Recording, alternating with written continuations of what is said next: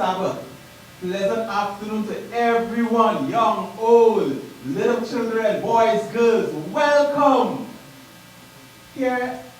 I'm here today, this afternoon, to bring to you a short health nugget. This is entitled The Health of Organic Rest. You know, after this pandemic, I would like to go to a nice beach, probably in Hawaii, lay back in a hammock between two coconut trees and enjoy the lovely breeze. Rest on my face.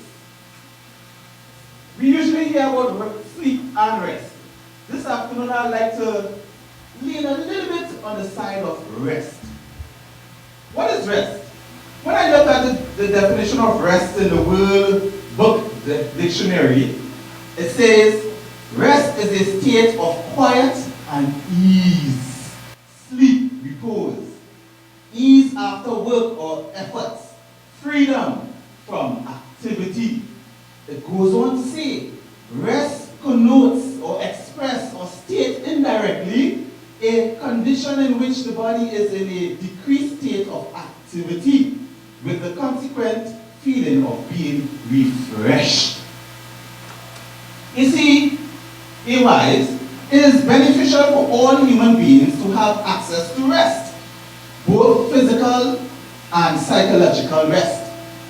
Corporal rest occurs where one has a decrease or ease from bodily activities in order to recuperate, such as having a break from one's continuous job and ease from a tedious exercise, and even a sporting activity as football, where 15 minutes break is given after 45 minutes run on the field. You see, psychological rest is also important as well. This occurs when someone takes time to relax mentally. Yes, this can be done by listening to great gospel music in a quiet place of comfort, a calm, breezy beach walk, nature picnic, and even a vacation from common job can induce one mind to rest. There is a lot of activities that interrupt the ability to rest. Some example of those activities are in the adults, struggle to provide financial, physical, and emotional support for the family. This can interrupt the activity of rest.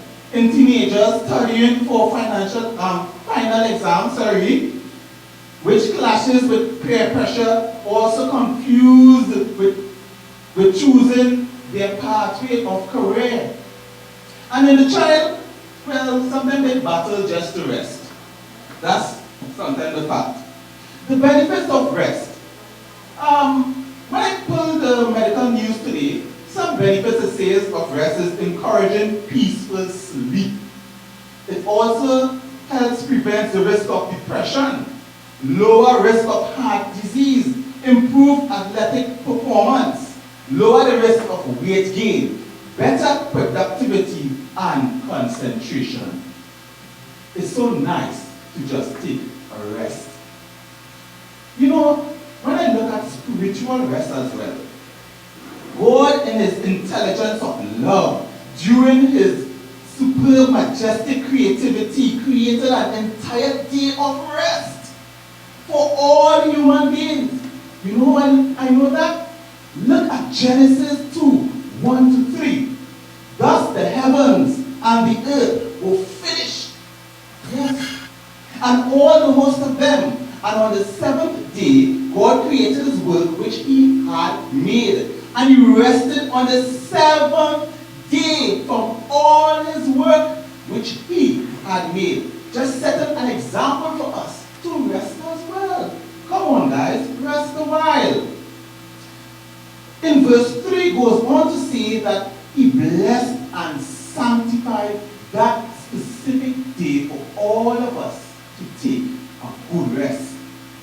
Nothing is more better than reaping the benefits of laying aside all physical and psychological burdens and resting, reflecting, and communing with our great Creator on the holy day that he designates for us. Exodus 20 verses 4 and onwards goes on to remind us how to rest, why to rest in case we have forgotten.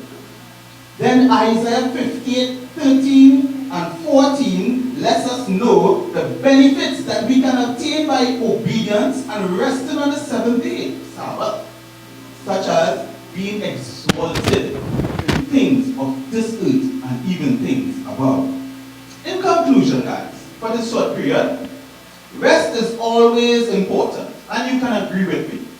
But the perfect rest is resting in Jesus Christ and obeying his holy word, which pleases him and benefits us holistically.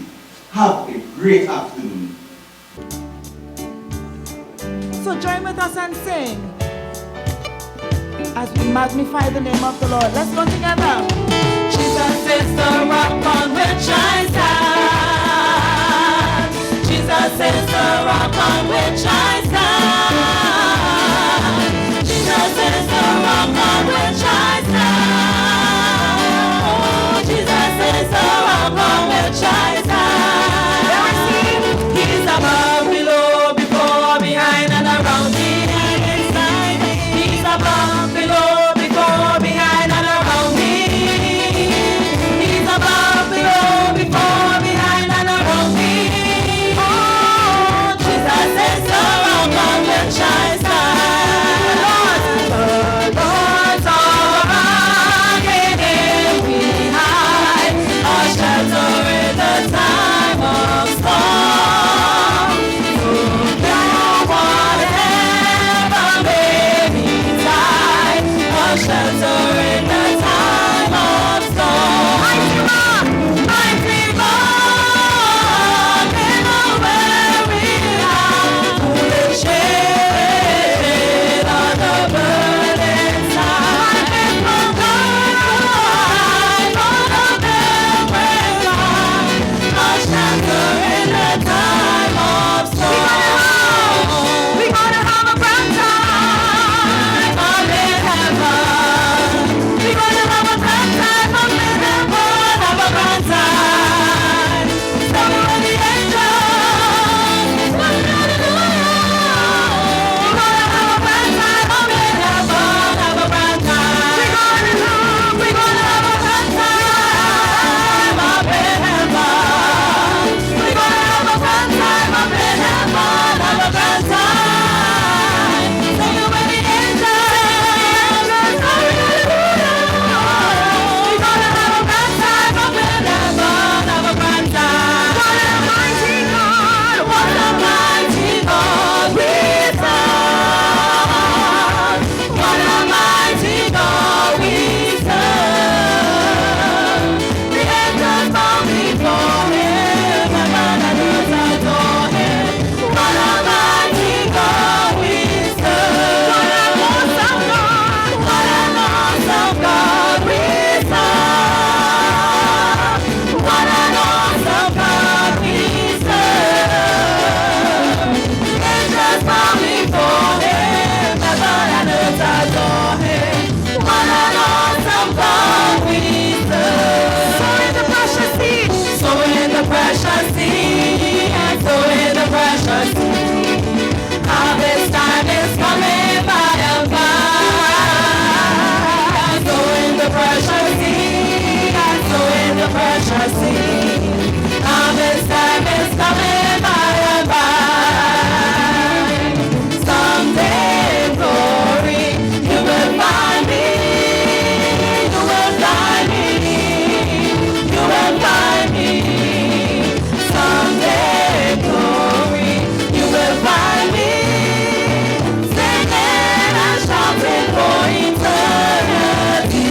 For my mind stayed up and I won't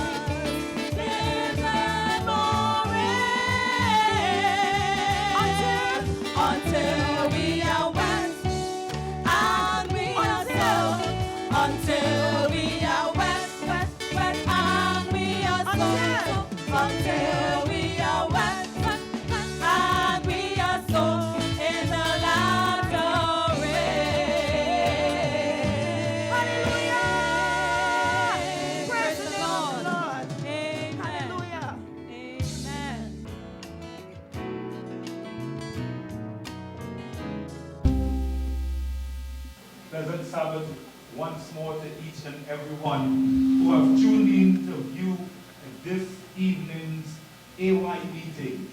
Indeed, we are having a wonderful time.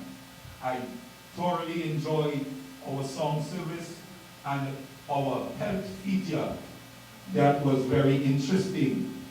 And even more interesting, this evening we are having, as you would realize, a panel discussion.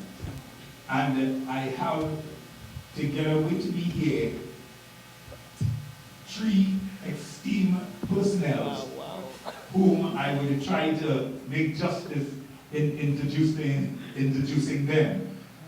And we all often hear ladies first.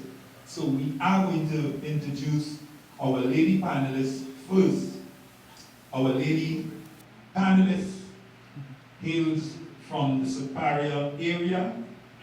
Her name is Sister Tessa Hospitalis. And Sister Tessa doesn't come to us just like that. She comes with some experience. And when I say she comes with experience, Sister Tessa has a degree in psychology. She's a happily married woman for 25 years now. I think you can guess that guy who's sitting extra close to her. It is her husband. Yes? She is excited about family life. She also is pursuing her master's in counseling and psychology. She says she loves children. She was planning to have 10. That is still in the making. She says she lives every day intentionally. And that's to sum it up about our Sister Tessa. Next to Sister Tessa is her dear husband. And he too is from Superior, I would want to think. He is here as one of our guests, and he is one of our pastors in the Seventh-day Adventist Church. His name is Pastor Clary Hospitalis. I did not receive much information about him, so what you see is what you get. And next, now this is a mouthful, not only because there's a lot of accolades that is attached to his name, but it's also that I know him personally from a tiny tot growing up all the way up there in Pinal. And I speak of no lesser person than Brother Dr. Oscar Ocho. And just to go through quickly, Dr. Ocho has been around. He knows his stuff. He's a person who believes that there is never enough. As long as God will widen his coasts, he will pursue in that direction. And he is married also. They say his hobbies, not hobbies, but his job includes research, nursing, management, health, policy, leadership. He has a doctorate in public health and policies, which he has studied in London School of Hygiene and Tropical Medicine. He is the director of nursing at the University of the West Indies. So we have some well-qualified individual with us today. And as we seek to enter into our topic of discussion for this evening, there are some aspects of life that we are going to get into, and we are going to have it being discussed by our panelists. And those aspects of life, I would want to itemize the three aspects, and then we will break them down. we have the early life, we have the teenage life, and we have the married life. By the way, my name is Elder Declan St. Louis. I also have a BA, BY. His name is Christopher. Yeah. So we are here to enjoy ourselves as we praise our Lord and Savior, even through information as we share one with the other. And we are going to dive straight into our topic this evening, and we are going to start with the early life. And if I was one of the panelists, when they said to me, you have to deal with the early life, I would have been thinking about cavemen and Neanderthal and I guess mythical set of stuff. But it's not that we are going to be dealing with this evening. And I want to pose our first question this evening. And this question, you viewing us can also search deep within and find answers to these questions that as we pose it to our panelists this evening. And the first question is, what is the role of parents in the early life of their children? What is the role of parents in the early life of their children? And as I started with ladies first, I'm going to go straight to Sister Tessa, who is going to give us her meaning to the question. Good afternoon, everyone. Especially seeing I wanted to have 10 children, I found myself researching, finding out, but that has since changed to observation. And I have the wonderful opportunity to observe my younger sister, who just had her third daughter. And one of the things I would say without a reason of a doubt, the role of a parent is to give that child the ability to cope, that coping skill, the ability to make decisions. We find that there are times where parents take away that gift they could give their children, as it relates to how to make decisions. So it's okay to allow your children to fail, to ask questions, but know there will be a time when you would not be there. And if that skill of making decision, if there's one skill I think a parent should pass on, is that skill of making wise decision, because a time will come when you would not be there and that child will have to be able to make choices. Oh, very well. So I want to underscore here, as articulated by our sister, the parents are the first teacher. Yes. Yes, they are the first teacher. Dr. Ocho, could you give us a little light on this question? Yes, thank you so very much. The reality is, children come into this world not having any input as to how and when they come. But it usually results out of one act. It doesn't matter what the length of the act is. We call it sex act. And as a result, that coming together will have a significant impact on the mental and psychological well-being of that lady who has for 9 months to be carrying an extension of herself and the father. That child for 9 months will be growing up in an environment that is sheltered and protected from the outside influences. But the critical thing is that if that mother is not physiologically prepared, nor psychologically prepared, it's going to allow certain messages to be transmitted in utero.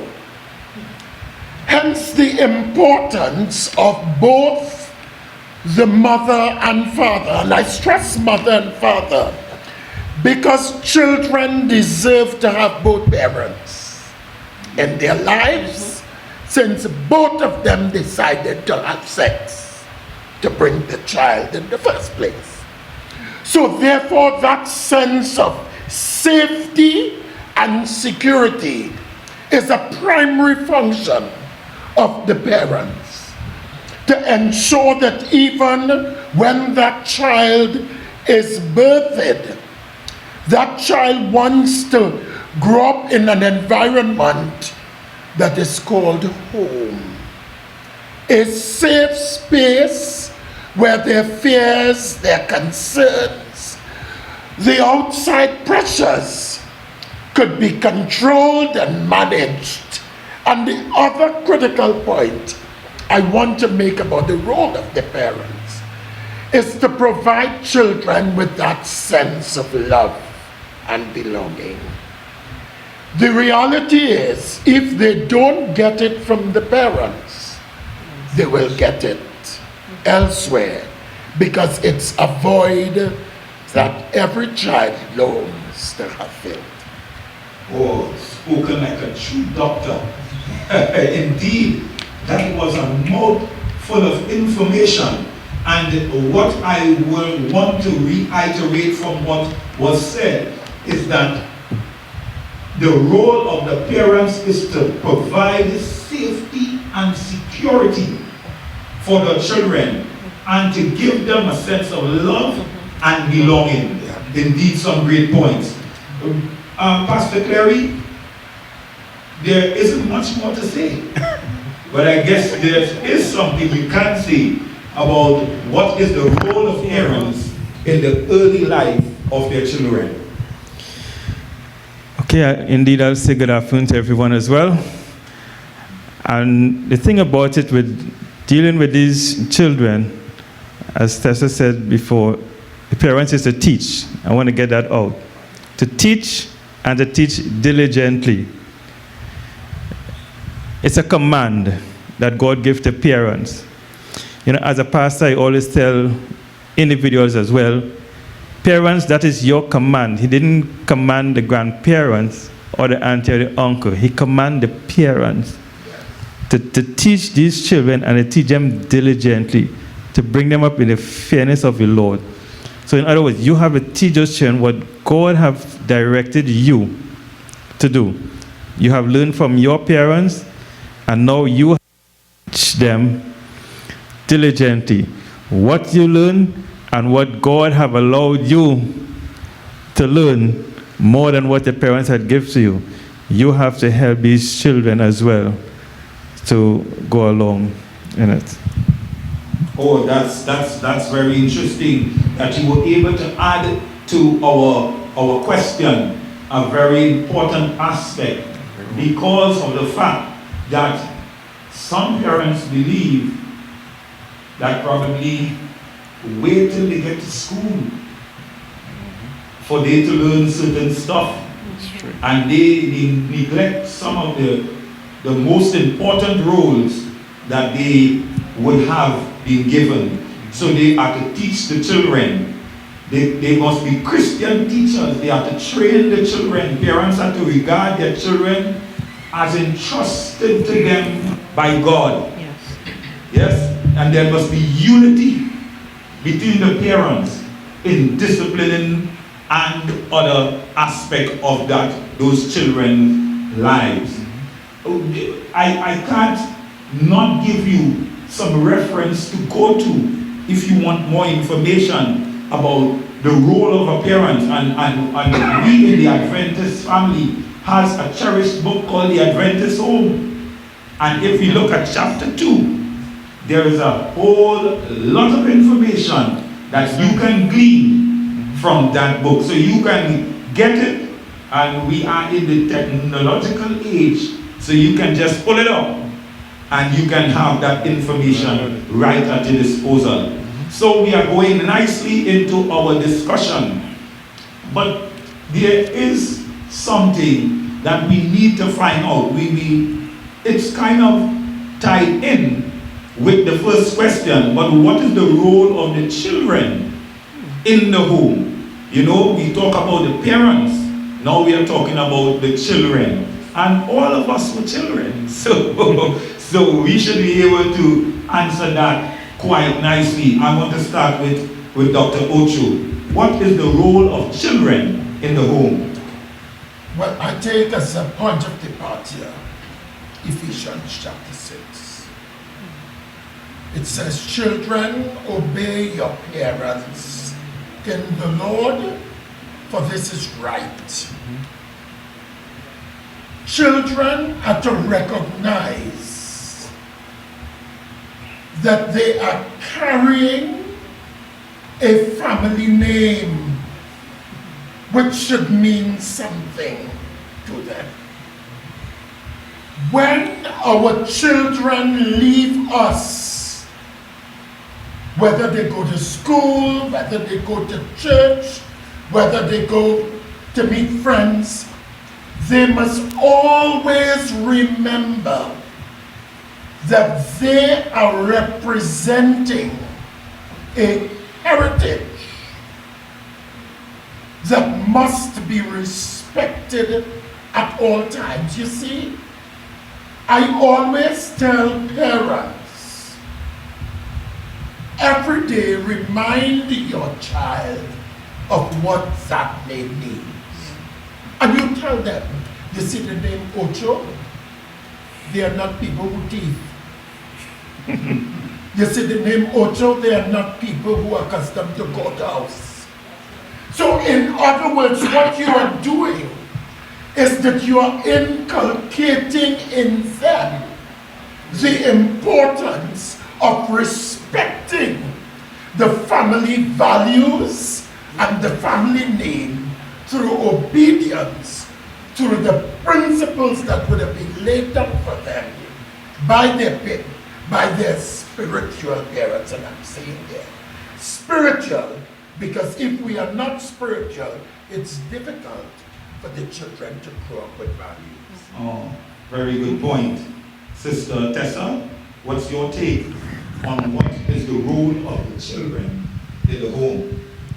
I will say to contribute as it relates to being obedient and chores. Understand that you are a part of a family, and as a result of being a part of this family, you are also a contributor. So going back to my model right now, Eden is 7, Emma is 6, and both of them already have their responsibilities, things that they partake of doing within the family. When I was fortunate, we were fortunate, I said I because at times it appeared that the responsibility of nurturing the boys were mainly my responsibility.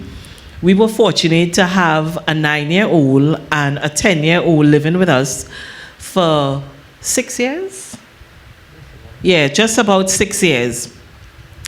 And it was amazing having to share that space and understanding, learning that now you are responsible for teaching, for allowing them to take up their role. And firstly, we as parents, we need to understand that children, once they are able to take up their role, their position within the home, then it's a smoother transition. It's not without challenges, but it's a smoother transition for them to transit into the wider world. So making sure as parents that you give your children responsibility in the home that will teach them different values.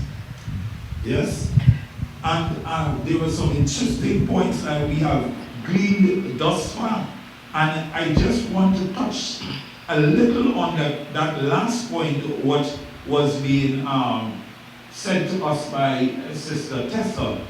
the fact that we need to teach them what they need to do. That's important. So it comes back to the role of the, when I said they were correlated and they were interlinked with the first question and the second, we are seeing here where there is an active part you will have to play as the parent in teaching that child what are their role and function. You know, and sometimes we teach in different ways. You know, if they reach to the stage where they are supposed to clean the dishes, and they are not cleaning dishes, and they are not cleaning the dishes, I would want to suggest, and this is probably just me, let's ask them to try and eat in a dirty plate. No, don't try that at home, please. No.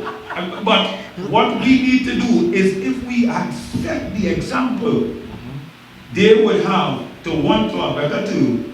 And I'm speaking to some very educated people, jump and follow suit. Oh, that's Can I just add something? Yes, you can.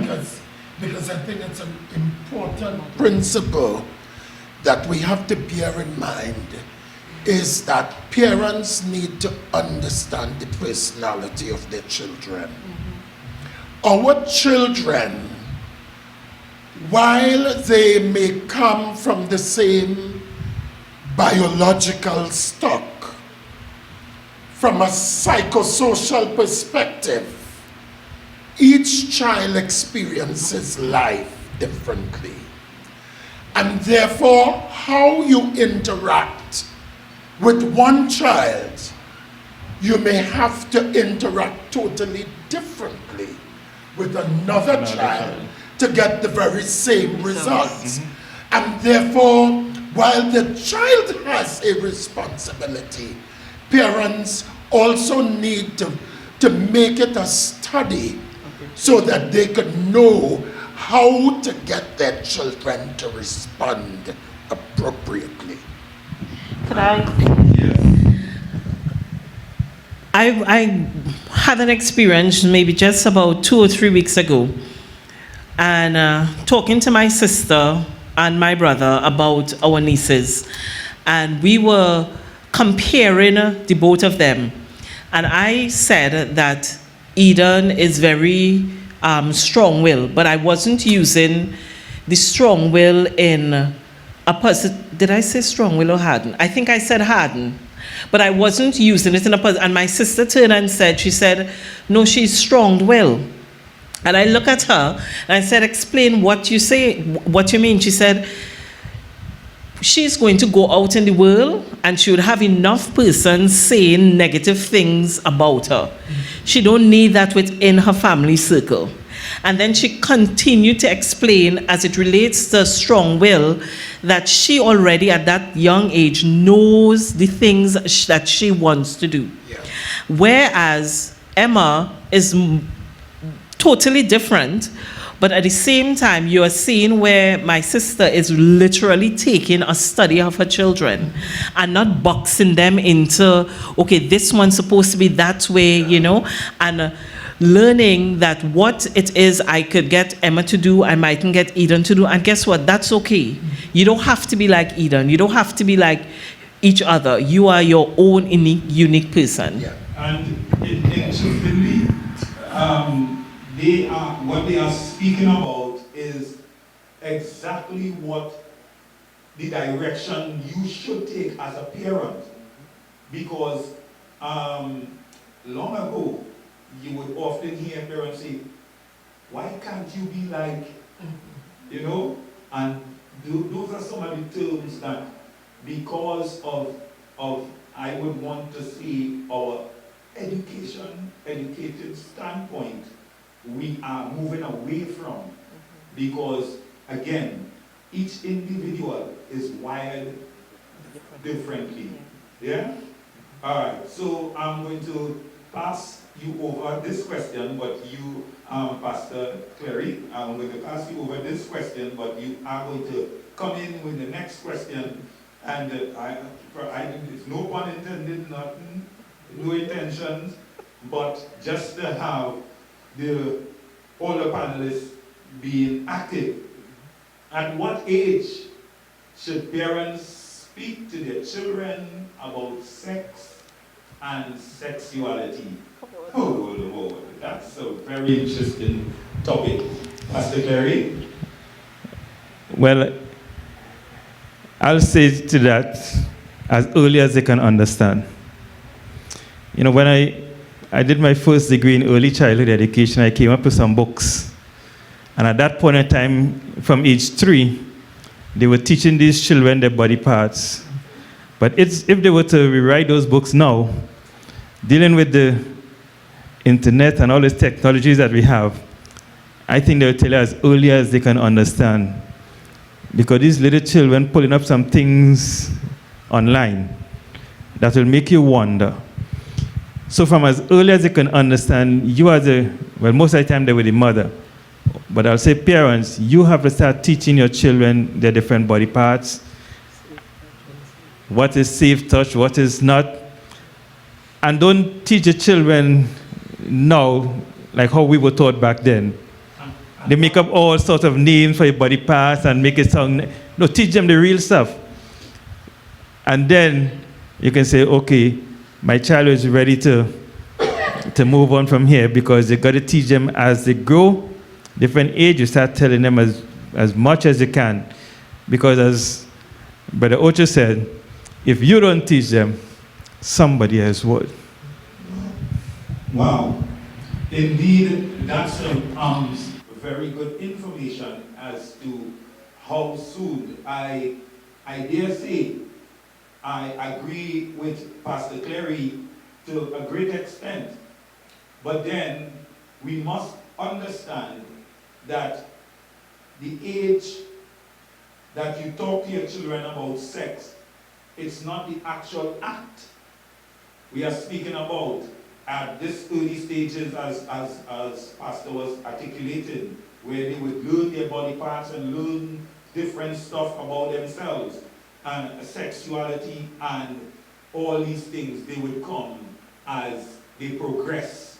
And they, according to this,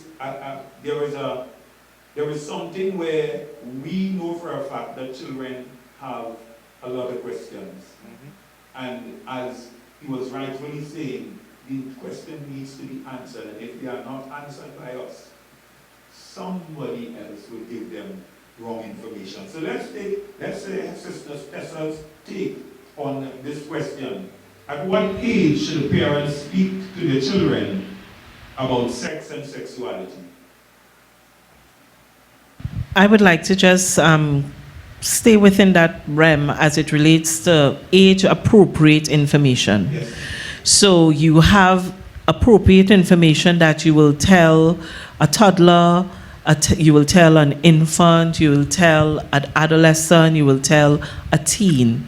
So as a parent, you have to make sure you educate yourself with the information. There's no need for us to think about things as being taboo anymore. But know that our children are exposed. I remember when Clary had the conversation with his nephews that lived by us. They came to us 9 and 10, and then he had the conversation about 11 and 12. And what was amazing to us is that afterwards, this is when they were in their teens, about 15, they found it really funny the simple way in which their uncle was explaining the information. So in other words, they were already advanced in information. We are talking about a 9-year-old and a 10-year-old. So whereas Clary would have break down the information in simple terms and be as open as he can, telling them about the different changes as boys they would be experiencing, and when it happened to you, don't be afraid or don't be embarrassed about it, things like that. They were like, okay, they were happy that they had that experience, but that conversation should have happened long before then. So it's very important, and it's really, really important that parents take the forefront in this as it relates to speaking about their sexuality with their children? So this evening, we are having an interesting discussion here. And if you are just tuned in, we are talking about the parents' role in the early life, right?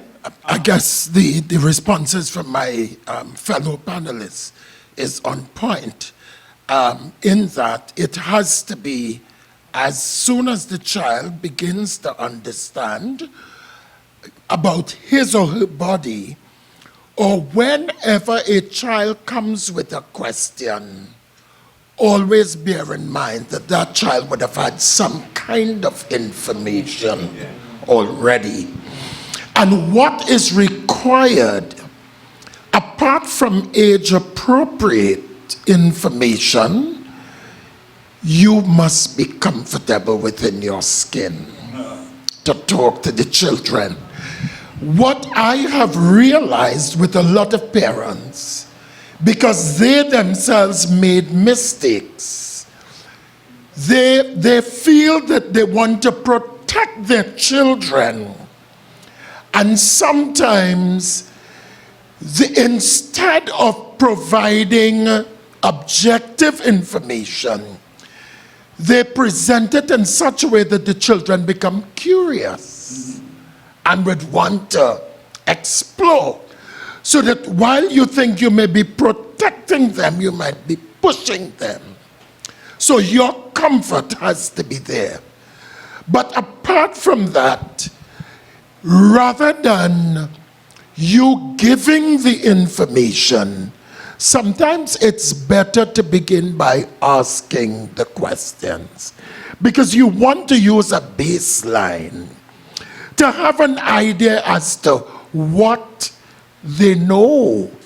And you can pick up from the nonverbals what they know and what they already know. You could look at the behaviors to kind of cue you in.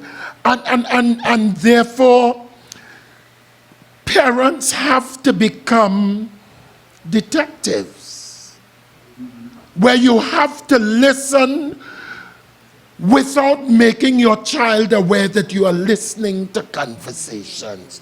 So you have to be cleaning the cupboard, making little noise, but keeping your antenna up as you hear them speak, because they must feel as though you are being distracted, because that gives you a cue. And one of the things I do with young people on the whole, I am very straight up with them. So I may ask them a very direct question. You having sex? And what that does, it opens up an environment where it gives me the opportunity to talk with them. But I'm not saying that that's how parents should approach it. But you have to first understand the relationship that you have. You have to be comfortable in your skin. And as the child grows in age, always try to be a step ahead in creating the environment for sharing of that information, rather than the child getting himself or herself in a problematic situation. And the other thing I want to point out, which is a big problem for a lot of families, especially if there are issues like of incest. Mothers, believe your daughters when they come with their stories. This is coming, I'm going into the other question, but the thought that came to my mind, as parents, we need to be modeling healthy sexuality to our children. So our children need to be seeing tender touch, daddy passing and just bouncing mommy, or daddy giving mommy a kiss on the cheek, things like that. So they are exposed to healthy sexuality within the home. They understand that this is a safe environment. It is something that is shared. It just is a overflow of love. And we would tell those boys, they would tell me, Auntie, you go south so quick. Because I would ask them when we having our open discussion, even with my nieces, my older nieces, we would tell them, we are the expert. I mean, it's 25 years now we have been doing this. So if there's any place you all need to ask the question, it should be us. We have a couple of doctorates, right? So, so you all come to us and let us be that source of giving you all the appropriate information. Yes, indeed. And we want to dive straight into the final question for this section of the early life. And that question is, how and when do we teach our children self-control? I wish I could answer this question, but I want you all to answer it first. Pastor Terry, how and when do we teach our children self-control?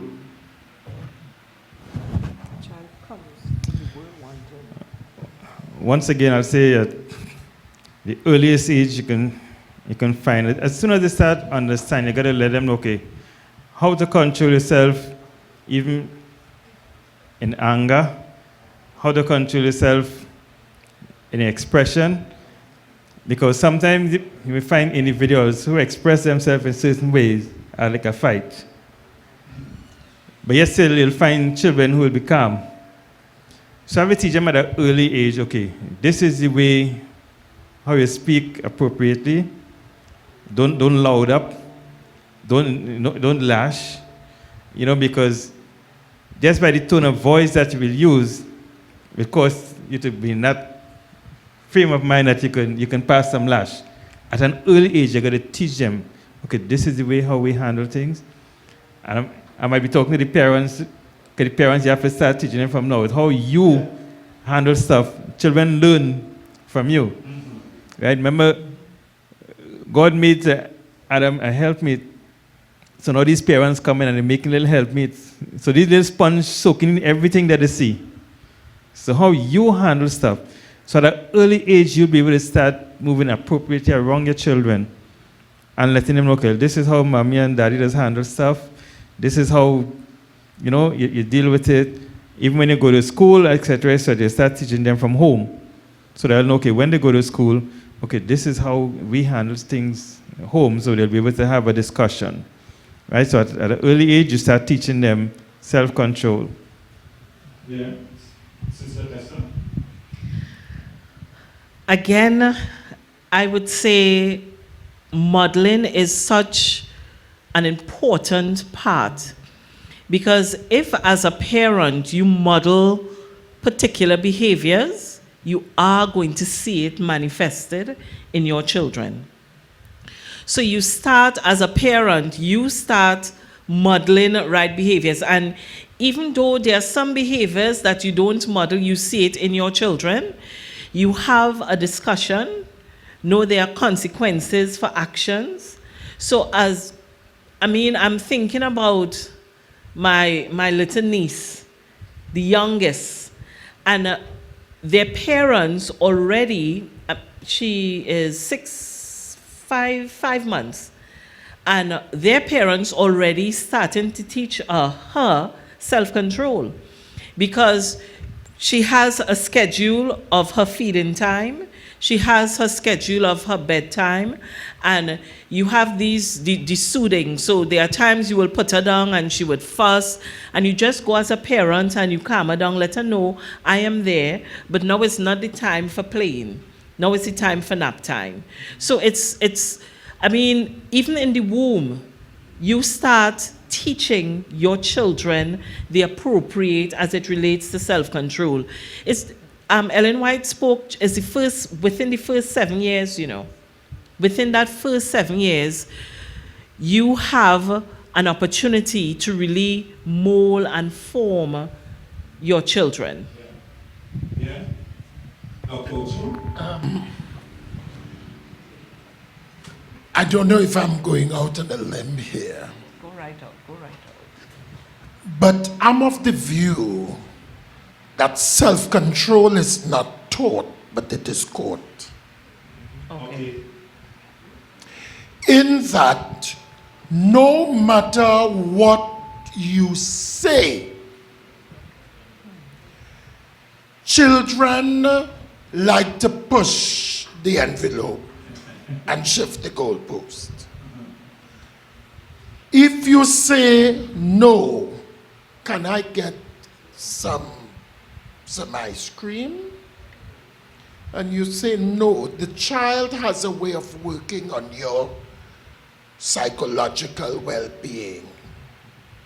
Sometimes the child may cry in such a way that it is not an uncontrollable cry, but a cry of please, and it works on your sense of, as they say, your neighbor strength, that you find yourself feeling so pitiful for that emotional response of the child.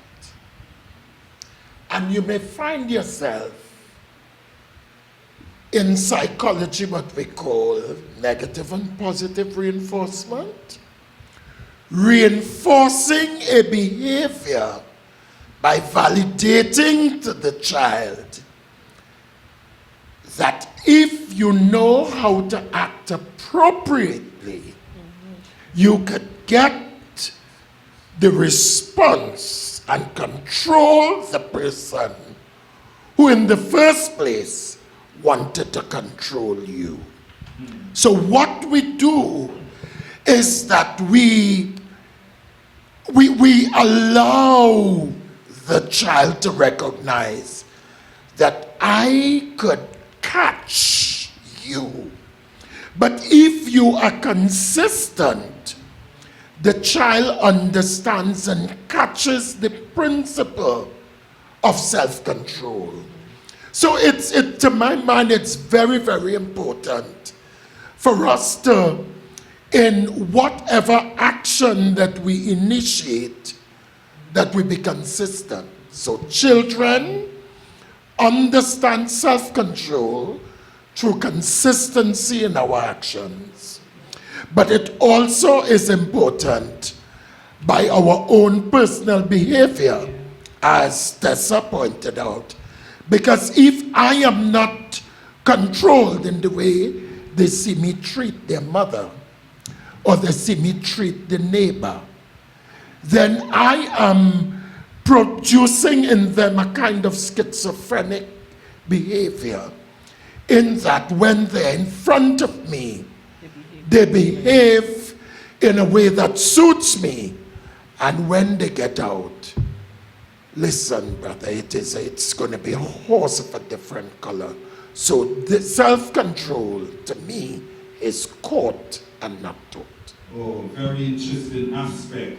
And if we were to bring all of this together as we look at the early life, when we look at the role of the parents, the role of the children, at what age the children should learn about certain things in life, and how to teach them self-control, we will realize that the onus is upon us as parents to guide that child into a direction that we will be proud of. That's right. Yes, and by no means are we to leave it up to Google and up to YouTube to actually raise our children. Yeah. Because again, as we could see that now, you know, this is something that probably I am glad that we are having this forum so I can highlight.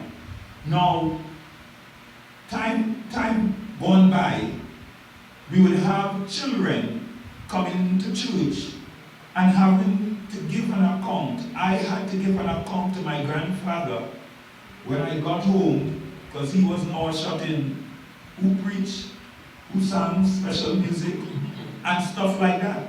So that meant that I had to pay attention in church. Now, we have kids being there, and as soon as they get a little agitated, there the phone goes across, and the children already knows how to subscribe to their best YouTube video, and they knows nothing about what took place in church. Why am I saying that as to add to the early life? Because this is a flaw of the parents in the early stages of that children's life, when they would tend to take, if they can't keep their attention on this item, quickly switch to something else. And this is what is going to happen when they grow up. They will not be able to stick to stuff when all they needed is just a little patience being taught and a little more effort as into helping them along. So as we wrap up this first session of the early life, we will recognize that, as I said before, the onus is upon us as parents to give our children the right foundation. And when the right foundation is set, then you can build a proper building. Yeah? So we all in agreement.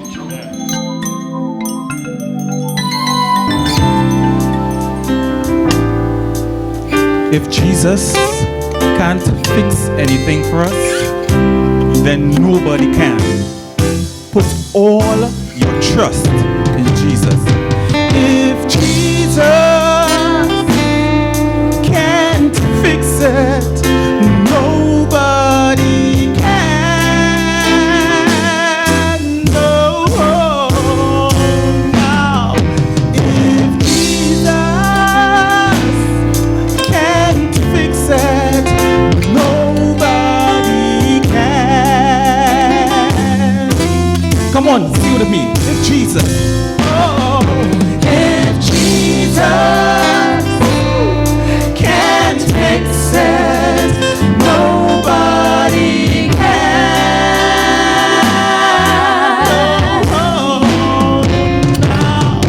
If Jesus can't fix it, nobody can. Nobody can. Someone is struggling and all the bills are due. Their child is giving them problems, and Corona is affecting too. The weight of the world is pressing you down, and when you need a friend, no one can be found. But I know someone who really cares. No matter your situation, he will answer your prayer. If Jesus can't fix it, nobody can. Nobody can. Come on, let's do that again. If Jesus can't fix it, nobody can.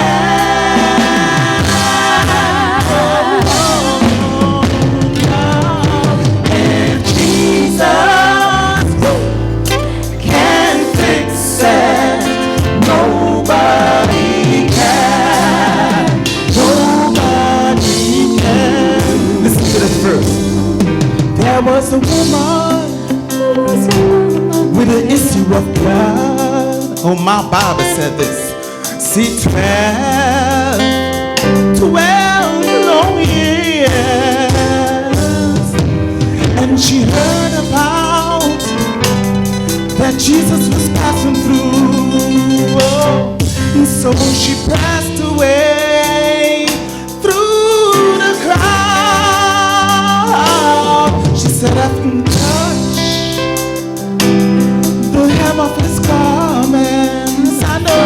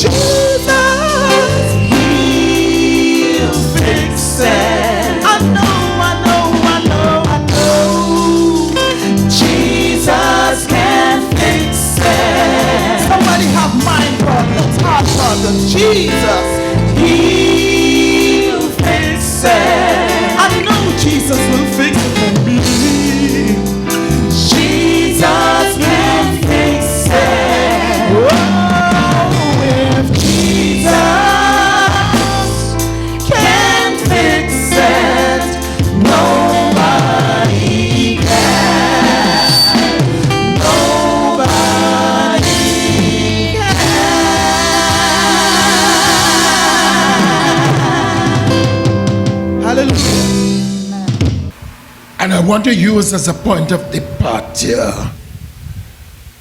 a sociologist, a social psychologist, Erik Erikson, looking at the teenage years representing a critical phase in a child's development, identity versus role confusion. And when we speak about the importance of purity and temperance, it is hinged on this particular milestone that our children have to contend with, in that they want to be like everybody else. And in being like everybody else, when we talk about purity, we have to look at purity from two perspectives: mental purity and physical purity. Very often we start with the physical purity, but the Bible says, as a man thinks in his heart, so is he. Paul reminds us in the book of Philippians, whatsoever things are good, whatsoever things are pure, whatsoever things are true, whatsoever things are lovely, think on these things. Young people, as they go through their physical development, will be going through a lot of changes. For the young man, the penis will take on a different size, shape, and length. They would be hearing stories about what to do and what not to do. They'll have to contend with physical feelings that they never had before.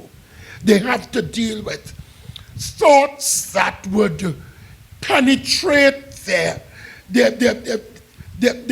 minds, sometimes at the weirdest time.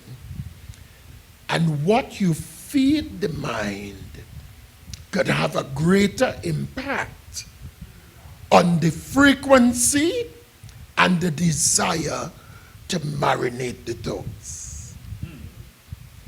And it is the marinating of the thoughts that will impact on the behavior. And we need to remind our young people that keeping yourself pure is still God's ideal. You know, one of the things we need to let our young people know is that when you keep yourself pure, you could live comfortably with yourself because there are no skeletons in your closet.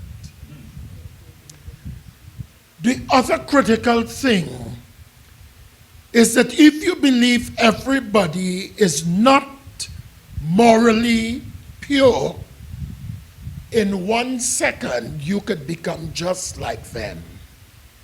But for the rest of their lives, they could never be like you, pure again. In 1 second, you could become like them. But for the rest of their lives, they cannot become like you again. Because once your purity has been tarnished, it's no longer pure. But you could redeem yourself. So I want to put that there. So sometimes our young people's bodies are not prepared for the consequences of the acts that are associated with sexual impurity or immorality. We're thinking about risk of pregnancy. We're thinking of risk for sexually transmitted infections.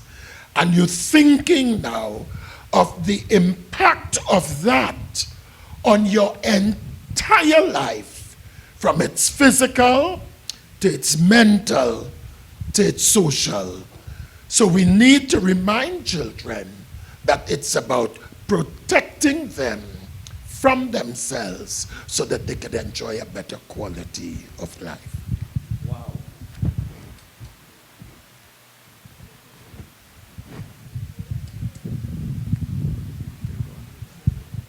Wow. That was very heavy stuff. And just to pull that particular line where you said that it's easy for you to cross the fence, but it's impossible to cross back. I hope we really truly understood what has been said there, so that when your purity is intact, you would have a whole lot of folks who are saying that that is long time thing, and that is so not the norm, and they would want you to come in their direction. But as the kind doctor said, in one moment you can go over to that aspect, but at no moment can they return to yours. That alone should give you some encouragement to know that you are special. With your purity intact, you are special. And when you add the word temperance, we understand that there is information that is being disseminated that will help you to understand there is not a rush. There is not a rush. I can wait, and to be temperate in all things. So I am going to ask Sister Tessa what's her take on this question that we are dealing with purity and temperance. So for me, when I think back, which wasn't too long ago, when I was a teen, one of the things that my mother was very effective in doing is allowing us to have a wonderful self-image. I don't know where Mommy got that skill from, but you always, I grew up believing that I was fearfully and wonderfully made. Yeah. My mother passed on that to me. And that being said, that did not stop me from making a decision that was not in accordance to what my mother's desire was. And I think the reason being, it was because of going through that teenage life, that, as Dr. Ocho would have mentioned, that identity crisis, and her not having the skill to navigate me through that. It became a very difficult period for both her and myself. And as parents, I really want us, the Bible tells us, my people shall be lost for a lack of knowledge. And we think that knowledge is prophecy knowledge. We think that knowledge is biblical knowledge, but we're not realizing that knowledge encompasses knowledge. So we are living in a time where you could find out the different challenges that your teenager would be experiencing. Because it's a biological change. This is a biological change that affects every aspect of my being as a person. As a result, my behavior of being, my attitude that would have changed from, if I was a mild-mannered person, you might find me more aggressive, things like, I am changing biologically. So as a parent, we need not to pull away. And I want to speak to fathers here. That your girl children within that teenage life, they need for you to come alongside them. That is when you start carrying them out on their first date. And you introduce them how it is she should be treated. Or you would do things with your boy children, because I'm finding more and more when the teenagers start to go through that tumultuous part, you find either one of the parents would lean in and another parent lean out.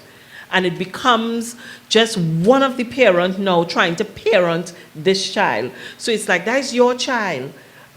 That is the time as a parent you all really need to become real team players and lean in to, because the secondary school, it's a war zone.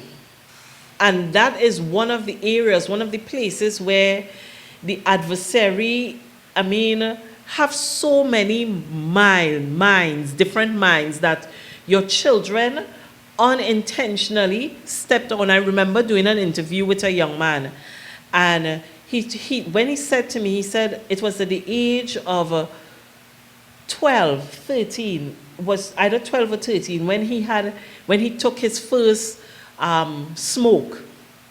And this is from a Christian home. We were doing a research from a Christian home. And I was wondering how he would have navigated hiding that experience from his parents. But when he spoke about his parent, his mother and father relationship, it was as though his mother was his safe place and his father moved away from him as a young man.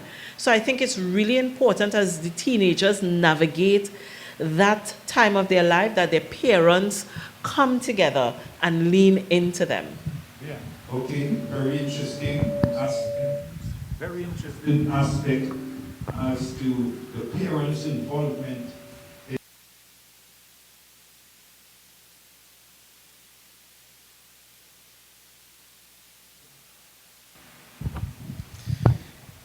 You see, the teenage life is a life that most parents want to jump over.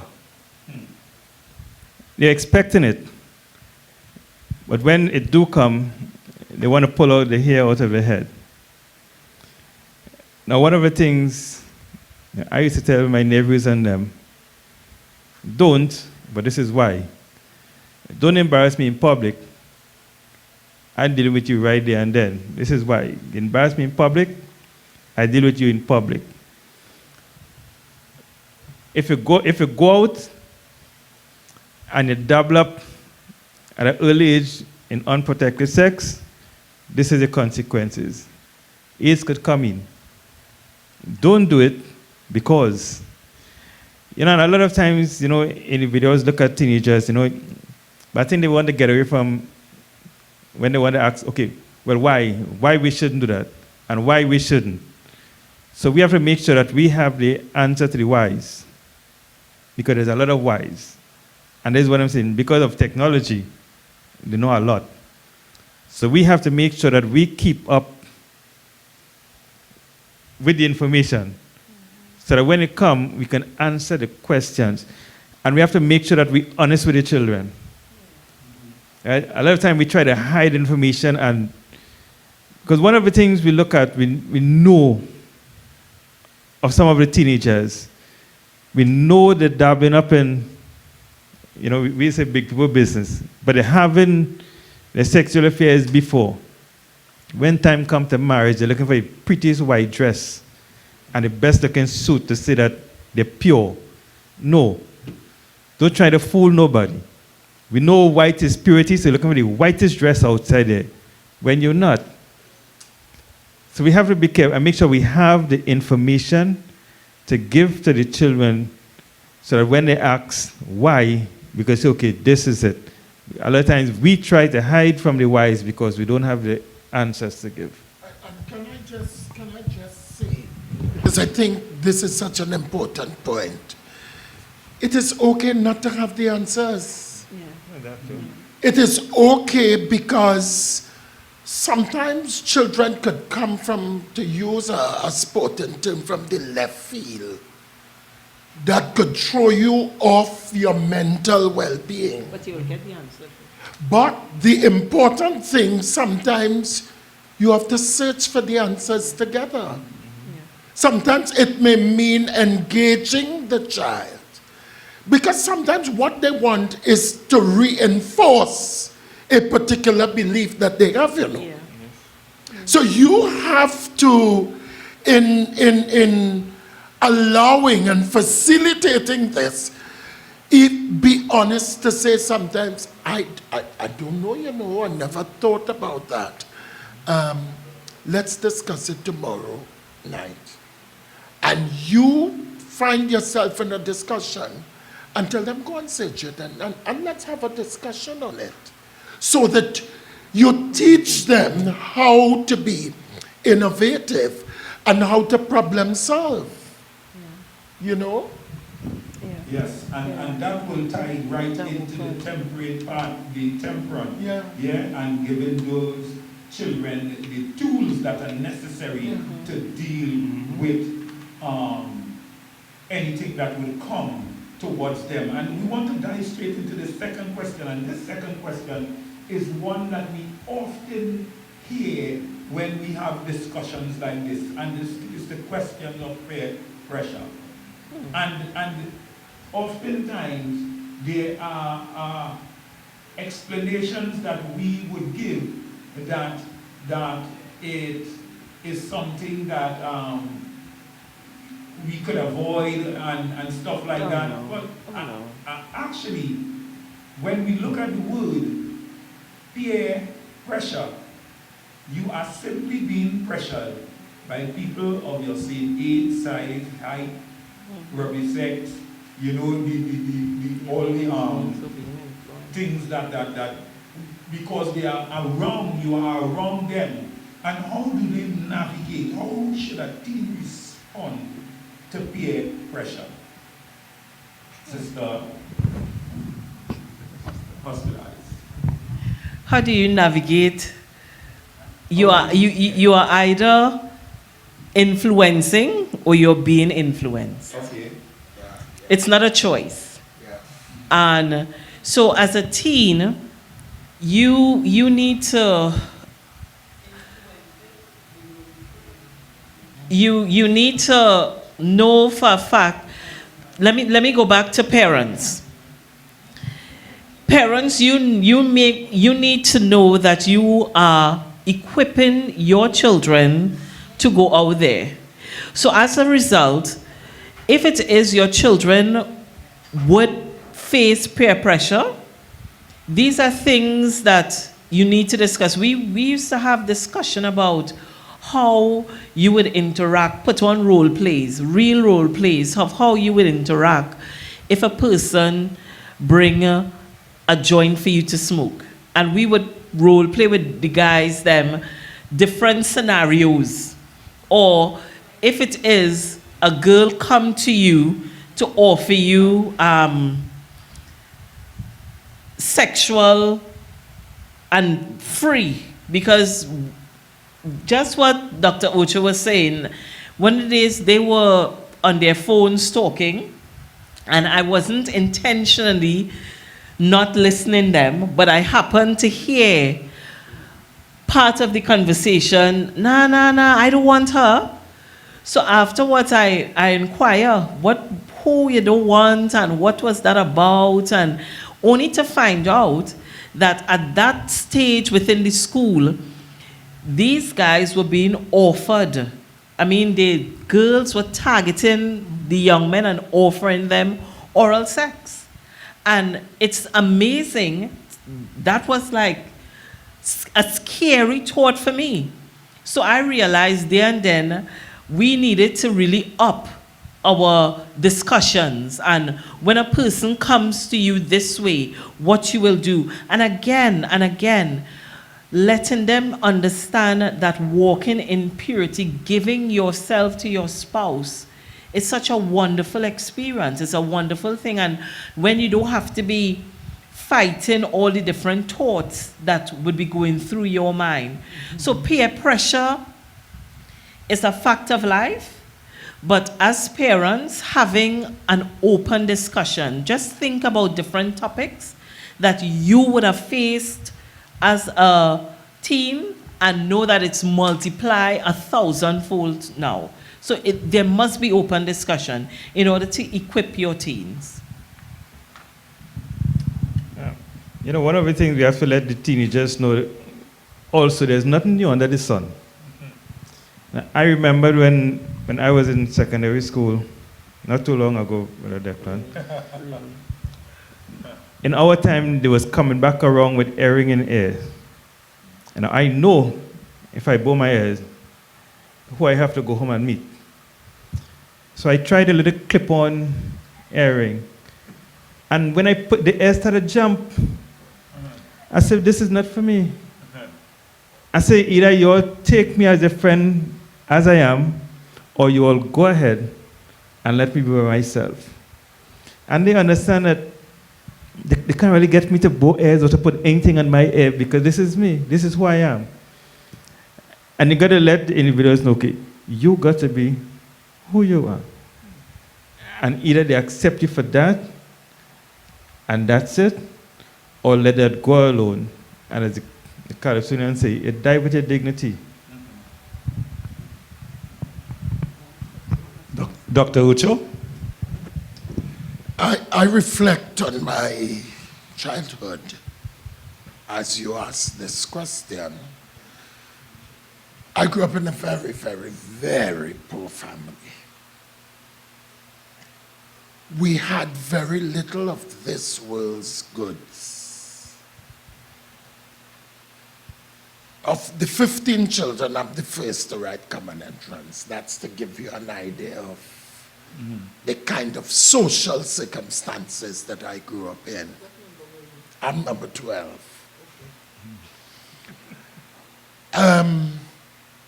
But my mother used to make one statement to us that has stayed with me to this day. And she would say, children, I have nothing to offer you. But all I have to offer you is ambition. And you know, because we knew if we strayed from the narrow path, we get in licks in public, we get licks in private. So, stay on the straight and narrow path. But at the same time, keep your head on. She would say to us, don't ask nobody for anything. So I will eat my bake and butter in primary school with my bottle of hot lemon juice.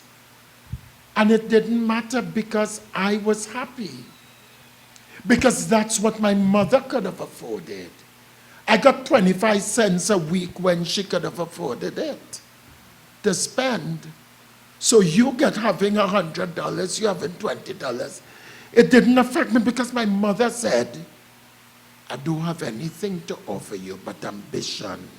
She said the yard is big enough.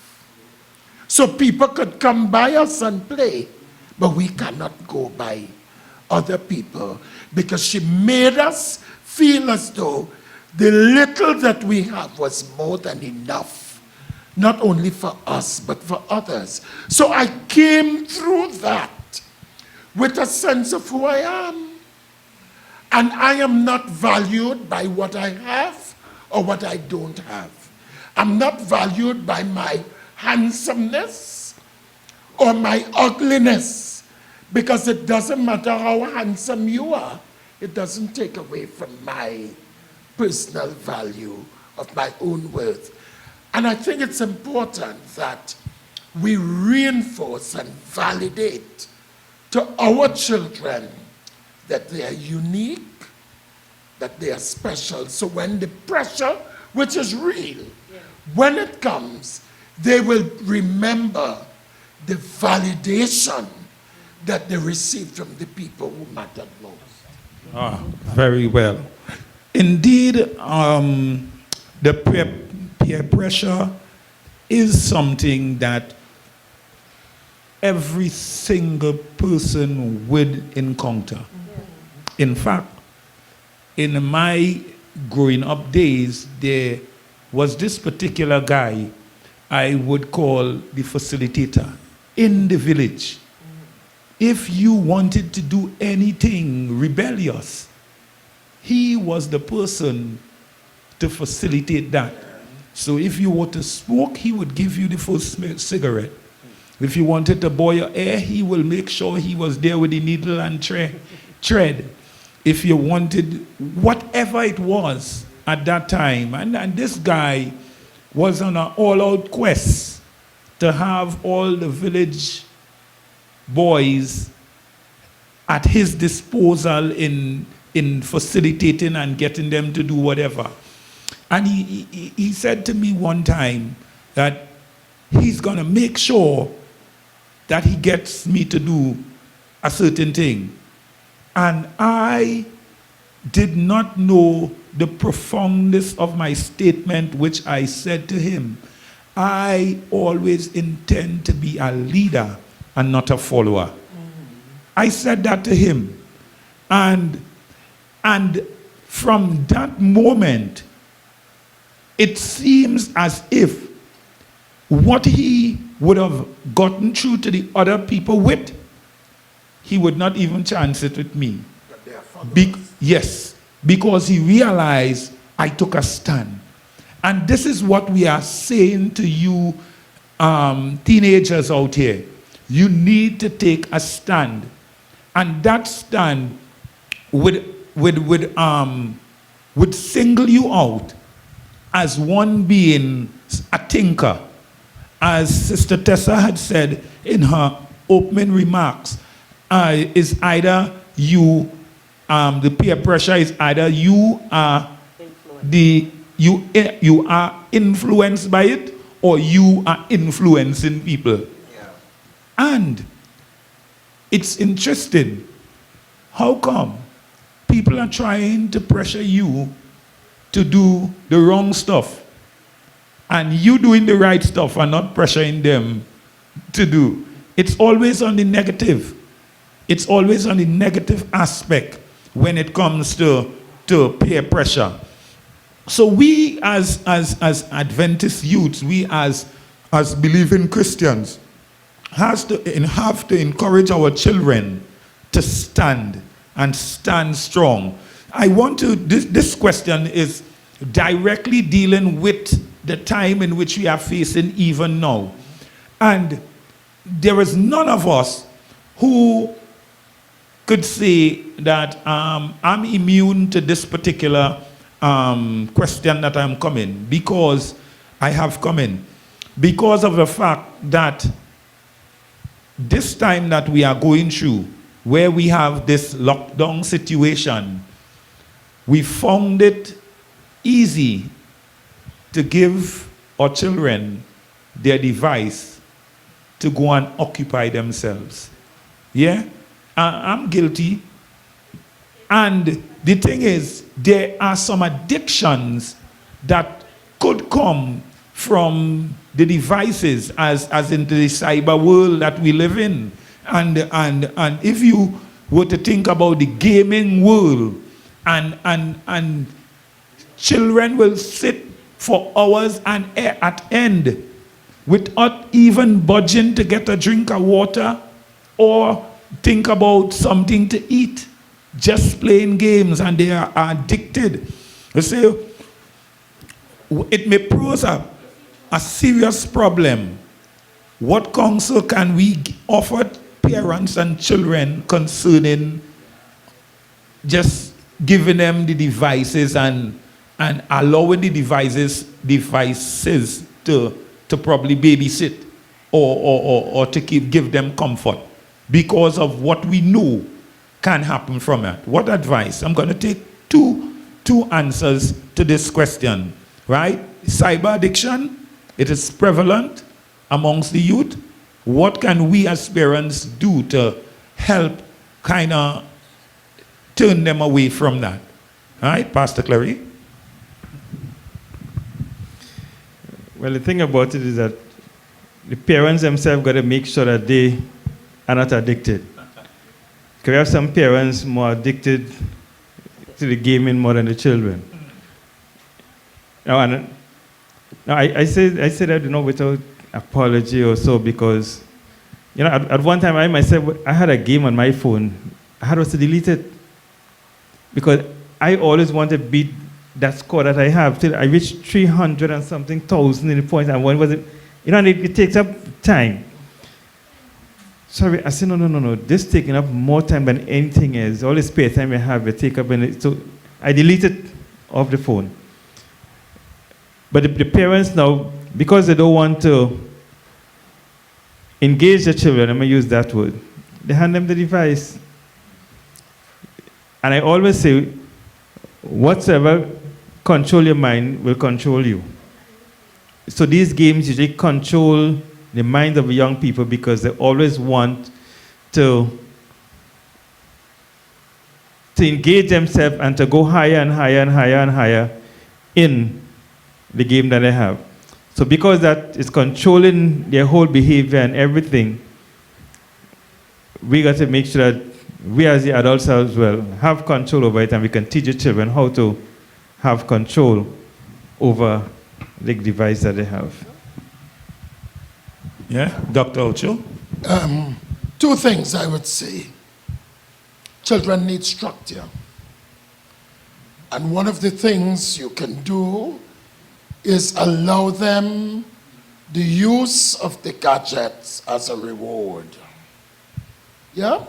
So you know, if you put in 1 hour of work, you have 15 minutes to play a game. The other thing I would want to recommend very strongly to parents, become technologically savvy so that you could go in to the system when they would have logged out to see where they went. Because children are smart. I'm not saying putting spam, because they know how to get out of spam. You need to know how to get into the background so that you are always a step ahead of them.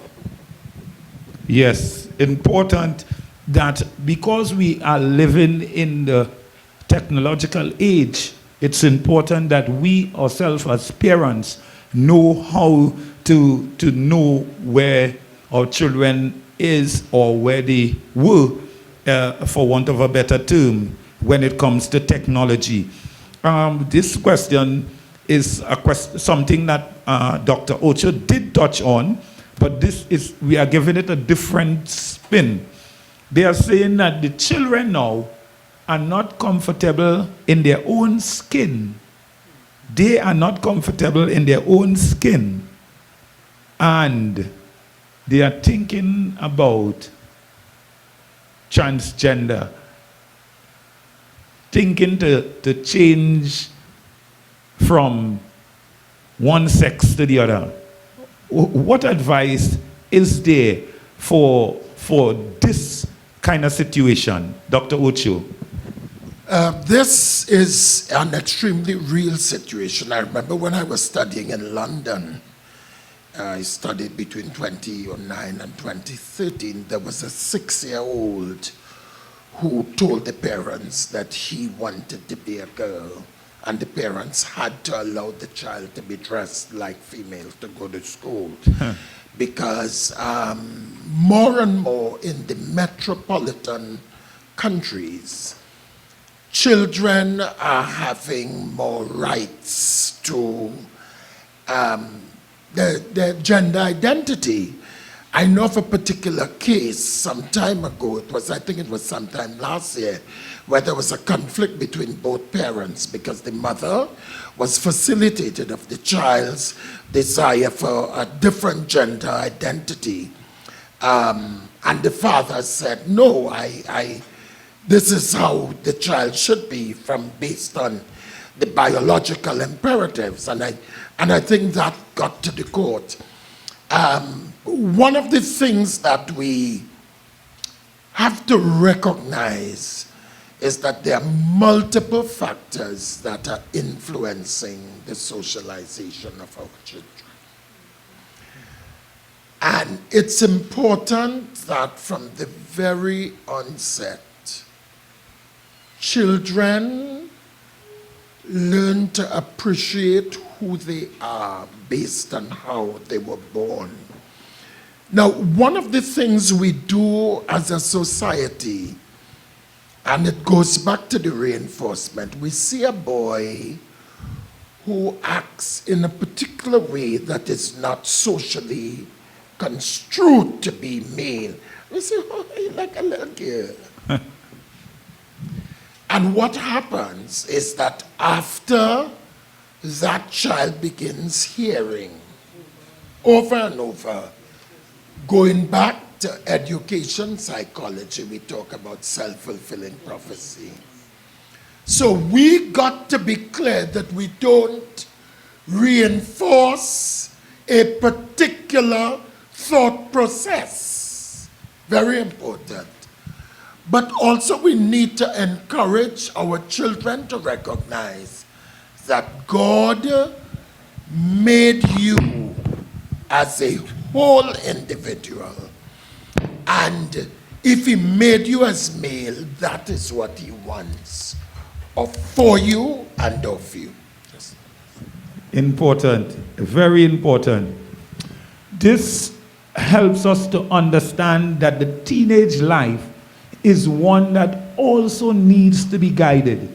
Just as the early life needed to be guided, the parents had an integral part to play in the development of their children. In the teenage life, we are not to take the back seat as we had established earlier, but we are to still stay in the forefront of things when it comes to helping our teenagers navigate through this part of their lives and to help them come out victorious in the end. So we are in the twilight stage of our discussion, and it's interesting that we have left the married life for our last part of our discussion this evening, and we don't have much questions. In fact, we are going to do two particular questions, and then we are going to ask our panelists to weigh in on these questions as we wind up this evening's production. This is something that is not immune. A Seventh-day Adventist or Seventh-day Adventism is not immune to the idea of infidelity in marriage. Sad to say, but it's a true fact. And there are some mitigating factors that probably might contribute but we are going to really understand how do we deal with that if that so happens. So the question is, what is the best response to infidelity in marriage? I want Dr. Ocho to go last on this. I want him to go last on this. So I'm going to ask Pastor Clary to go take his first take on what is the best response to infidelity in marriage. Now, I always tell individuals, as the word said, drink from your own cistern. If you're not drinking enough from your cistern, you'll go and seek elsewhere. So infidelity in marriage is when you start to look for something more than what you have. Now, if you go and look over the fence, the neighbor grass may look greener than yours. But if you jump over, it might be plastic. So try and stay within your boundaries. Don't give up what you have. Don't go and look elsewhere. But always enjoy the marriage that you have. God made it, and He blessed it. And one of the statements I always make, when I look to Dr. Ocho, when folks come to me for marriage counseling, I always tell them, marriage is for men and women. Boys and girls stay home, pitch marble, and play dolly house. That's why God said, a man shall leave. A man, He didn't say boy. Boys have to stay home. So then you will leave and cleave unto your wife, so you all become one flesh. Infidelity is when you go looking.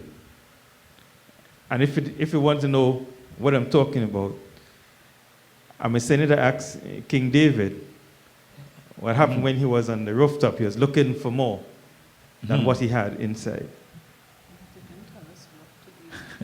All right, so All right, Sister Tessa, go ahead.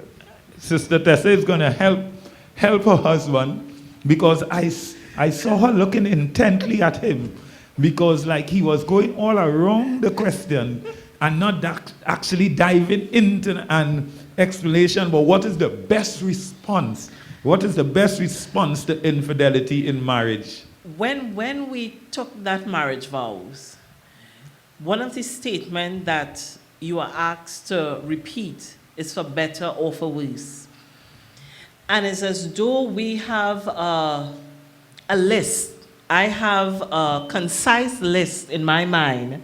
What is my worst? And once you stay within that parameter of my worst list, then everything is okay. But once you step out of the list that I would have formulated in my mind as worse, then we have problems. And infidelity is one of those things that not on that list. But however, how am I to deal with infidelity? If it happens, it's forgiveness. Now the pastor whispering to me, forgiveness. He had the question, right? Forgiveness. And that could roll off my tongue so effortlessly because I have not experienced that. But a male or female who would have gone through that and would have come to us for counseling, one of the first things we tell them to do, deal with the emotions you are experiencing. Don't hide it, don't run away from it. Deal and experience what it is you are going through. And within the Word of God, it tells us, the wonderful thing about God's Word, it tells us every man should have his wife and vice versa.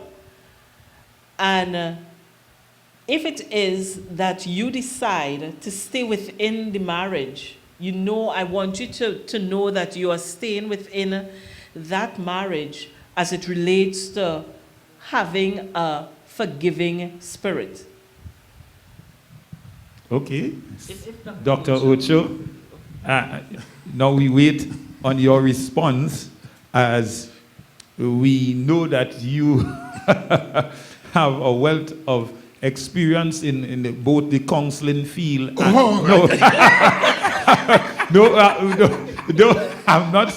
You got me scared, you know. Don't be scared, Dr. Ocho. I am simply saying, because you have probably counseled a lot of folks that had gone through such situations, you will be able to give us a real cool how do we respond to such situations. Okay. In order to treat with how do we deal with the response, we have to go back to analyze cause and effect. Because from a nursing perspective, if we do not know the cause of the problem, it's difficult to plan appropriate interventions. There are two things that we need to be clear about. Marriage is a covenant. And a covenant is not a contract. When I say not a contract, where there's a contractual agreement, that because a contract could be broken based on clauses. A covenant is a voluntary commitment to remain connected for better or for worse. And the other is infidelity is not a reaction. but a response to emotional separation. So long before I go for lentil peas because I'm tired with split peas, is because I was emotionally going through wanting a different taste. Because nobody will tell me that it just, I don't know how it happened, it just happened. It didn't just happen. That covenant that you would have made, there were breaches that started, but you never took it for granted. And therefore, as Tessa said, it has to start with forgiveness. But my question is, how do we forgive and learn to trust again?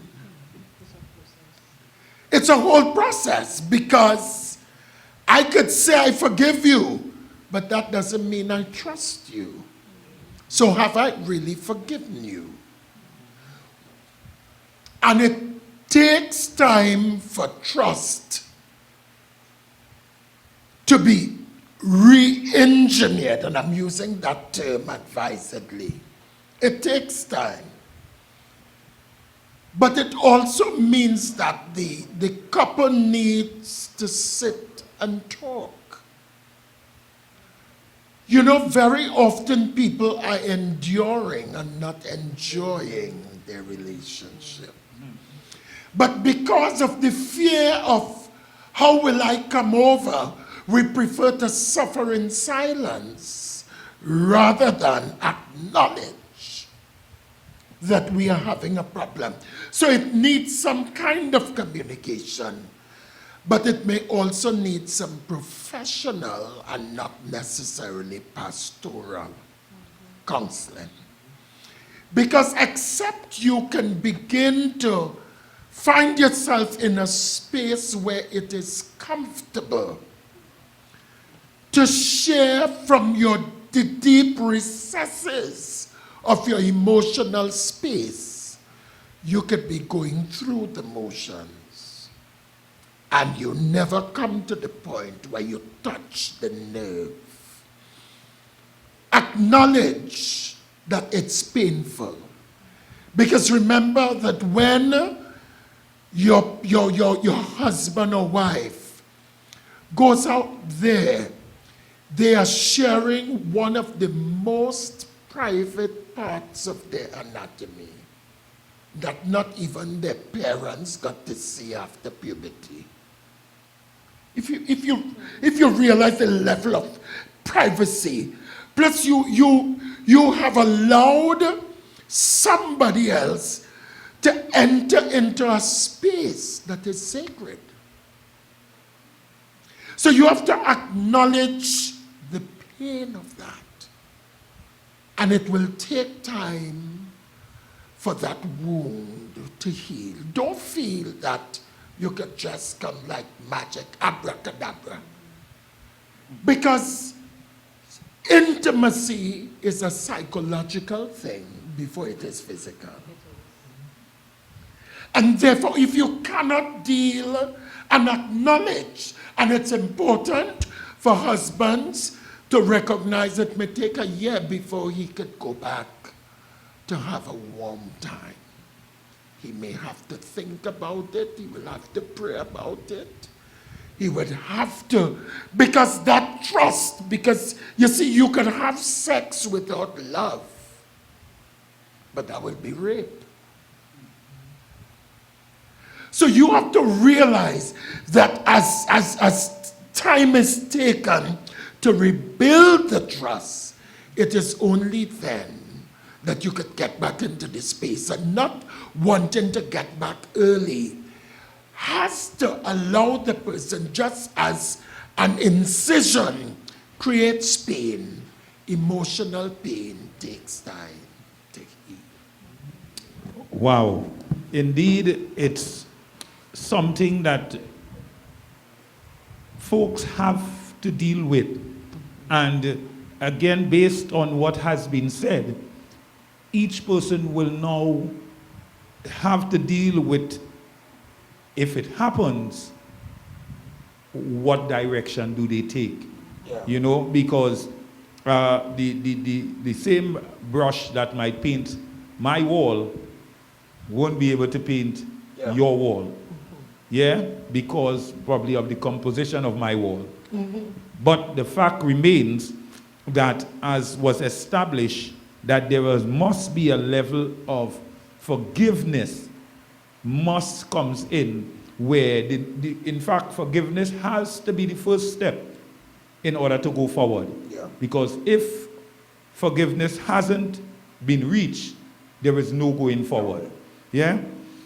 So our final question is a question where we can really give some pointers and give some information as to the married couples. What are some godly principles that married people can follow to keep their flame in their marriage and love in their homes? They're asking, what are some godly principles that married people can follow to keep the flame in their marriage and love in their homes? I can see the smile on Sister Tessa's face, so I'm going to go with Sister Tessa on this one first off. I just want to put a plug in. It was about a week or 2 weeks ago I came home, and within your marriage you have your ups and downs. You have your high peaks and low peaks. And I think for the month we would have celebrated 25 years of marriage, April, the 16th of April. I got it right. The 16th of April. And we had a wonderful plan of traveling to celebrate this wonderful milestone within our marriage. And what had happened, well, we know about the pandemic, and it really made me feel sad as a person not having this experience. And what the outcome of that is that I would have gone through the process of not being a happy person to be around. I know it's kind of unbelievable because you see me and I'm usually bouncing off the wall, but so I would say the last part of April, the beginning of May has been a sort of fridge kind of cold kind of experience within our home. And I came home at night and the goodly pastor said, it's having a family life seminar on Facebook. Now, he know I am, very few things I'm addicted to and enjoy, but a family life seminar is one of the things that I really, really enjoy. And it was one of those presentations when we lived in the US, was one of the couples presenting. And he said it's vertical marriage. And I called Tosca, I called my sister, and I said, your brother-in-law know what time it is? You know, he find a family live presentation online. And both of us laughed about it. And I went upstairs, and he had it already. My husband is not the most social media person, friendly person. So to find it on Facebook that he's not on, I still have to figure out that. So to find it on Facebook that he's not on, but he found it on Facebook and he pulled it up and we looked at it. And why I'm saying that is that I was speaking to another young person and I was telling him, you see Pastor Hospitalis and myself, and you think one of my nieces said we make marriage look so seamless. But it's a lot of work. If I was married to me, Dr. Ocho, I would have peace out because you're crazy. But it's a lot of work to stay married and to enjoy and not endure. And one of the things that we would have done over the years is educate ourselves as to what a healthy, functioning marriage is. And I just want to put a plug. You could find it on Facebook. You could go YouTube, Vertical Marriage. The seminar is there. It spoke volume. It brought me back to moving from being a discontented wife to being a wife that I am okay. So your anniversary thing didn't happen, but guess what? This marriage is still happening. And you have many more years to come that would allow you to experience your marriage. One of the things that we do that I enjoy, we spend whenever I'm in the kitchen, very rare I'm in the kitchen by myself. So my husband, he will cut up, or what you did today? Or he did the dishes. He did the dishes. I was like, so I wonder, saying I would have made something, I wonder who is doing the dishes. So we enjoy that. So he's in the garden. The other day I was on the phone upstairs and he's in the garden. He called me to see a breadfruit on the tree. So it's things like that. And really thinking about what my mate enjoy and really working at making sure that your marriage stay alive. Okay, and this was not one of the questions we had, but our audience has posed a question to Dr. Ocho, which we would take. A couple is having conception problems, but members keep asking when they would conceive. How do you sensitize the congregation in this matter? No, that's such an important question. I remember, because as you know, my wife and I have no children, and we are very fulfilled. At 60 years, 31 years of marriage, July will be 32, and we have no regrets, because we had said we didn't want children. It's not that she was barren or I was incapable, but we didn't want, but we had put things in place, should in case she became pregnant, well, at least she would have left work for the first 7 years so that she would have taken care of the children. And I remember when I got tired of people, when I get my knees, I turned to one person one day and I said, did I ever ask you for sugar or milk? You see, the thing about this, and this thing upsets me so much, is that people push you to fulfill their dreams and their goals, and when it comes, they are nowhere there. Because when that child is crying in the night and you can't sleep, they are comfortable in their homes. When that child is ill and you have to cope with, is my child going to be alive in the morning? They don't understand the psychological gymnastics that you have to go through.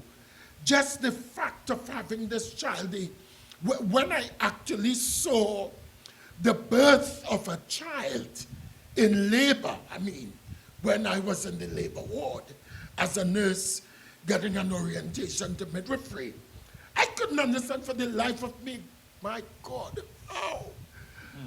And it was amazing to see how after all that pain with the expansion of the symphysis pubis and the crossing of the skull bones and the head and the shoulder manipulation, and when that is done, that lady is smiling as though nothing happened. It was a mind-boggling experience. And some members are too insensitive.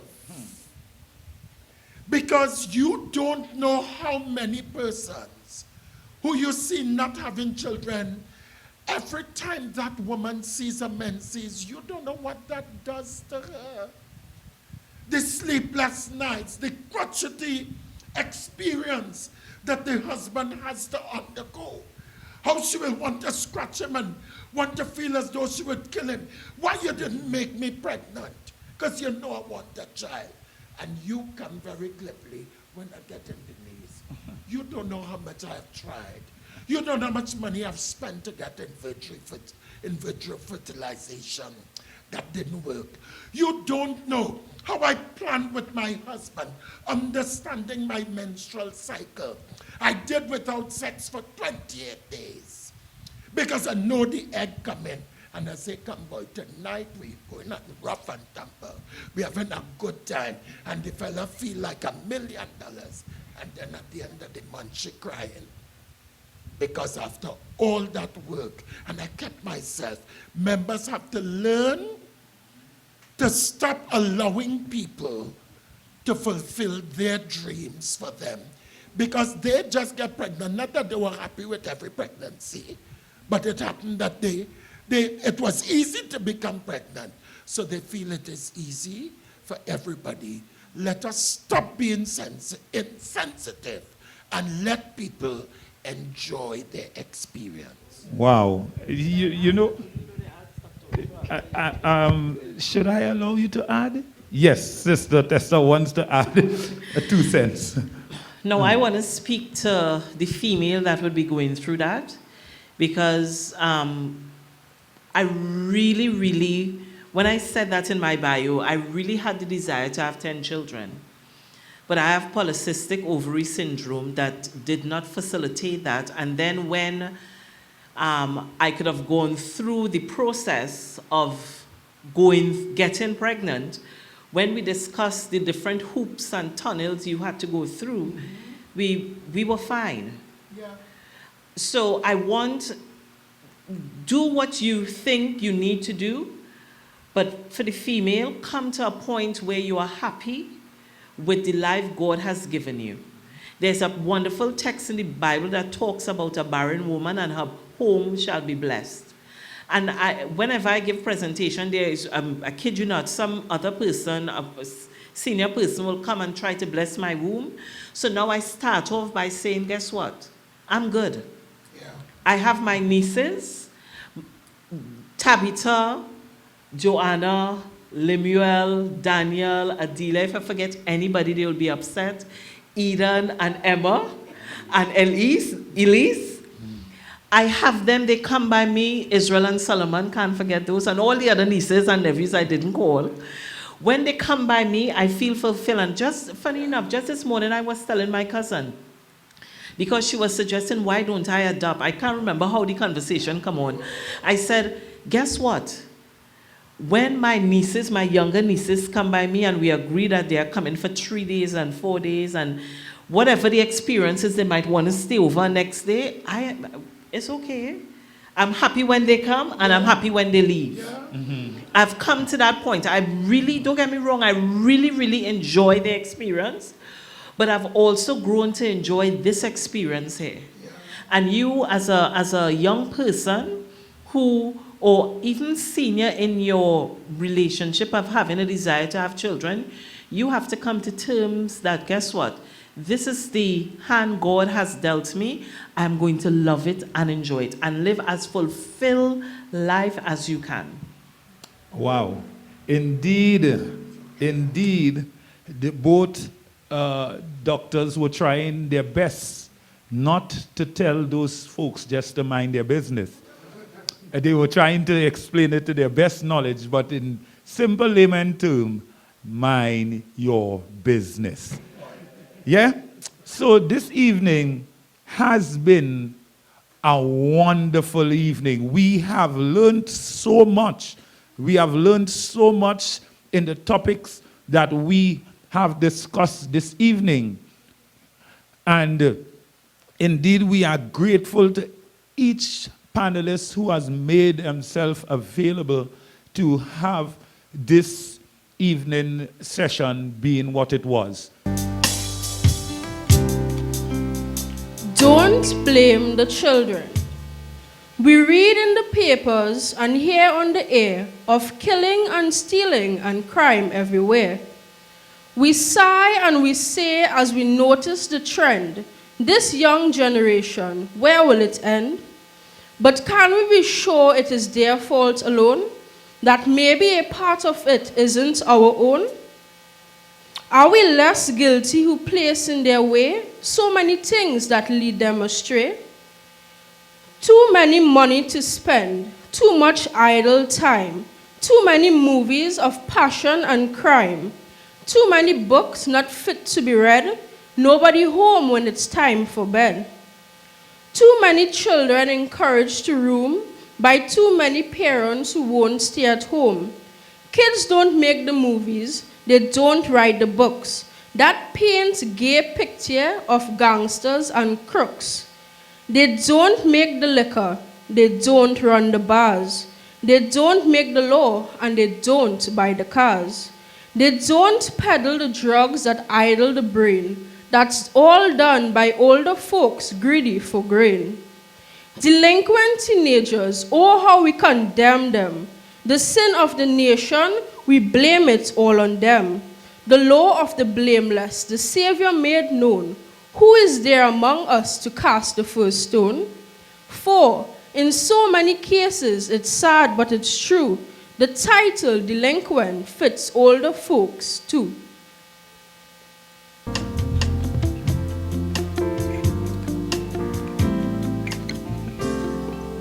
What an afternoon. We thank God for our AY session today. It is not often that great minds sit at the same table, but we are so grateful to have had Dr. Ocho, pastor and sister hospitalist, to educate us on such relevant topics which can enhance our daily lives.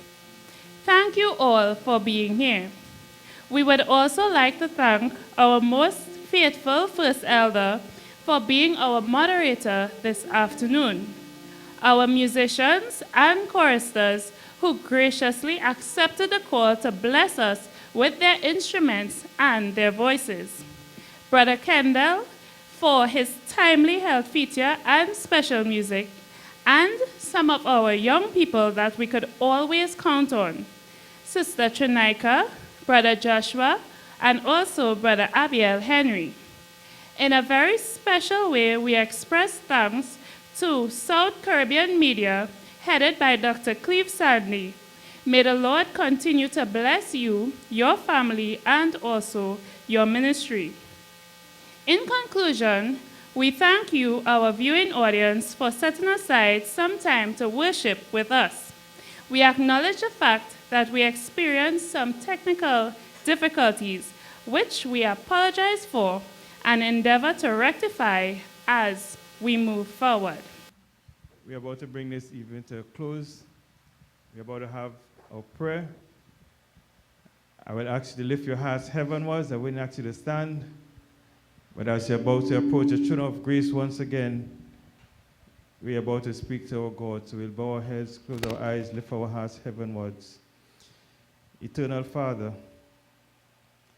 once again, we thank you, dear God, for the end of another Sabbath day.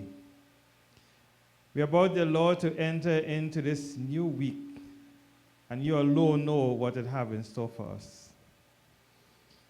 We ask you, dear Lord, that you will continue to bless your children. Bless them, O Lord, and they're going out and they're coming in. Protect from all evil forces, even from this virus, the Lord, that we have in facing. We ask you, Lord, that you will continue to shield us. But most of all, we ask you that you will keep us under your wings of safety. May you keep us faithful to the end. As we look forward to your soon coming, we pray that we will be ready to hear from your lips, well done, thou good and faithful servant, not only locally in Trinidad, but worldwide, dear Lord, we continue to lift up your children. And we ask you, dear Lord, that you'll grant them the same blessing that we so desire for ourselves, so that when you come, I pray all those that within the hearing of my voice, those who are listening, dear Lord, Father, who are witnessing even on social media, I pray, God, that they will be standing among the faithful to say, this is the God in which we have been waiting for, and he will save us. Bless us, dear Lord, with your richest blessing. But most of all, save us when you come, we ask, through Jesus Christ our Lord. Amen and amen. Thanks, we give you thanks for all you've done.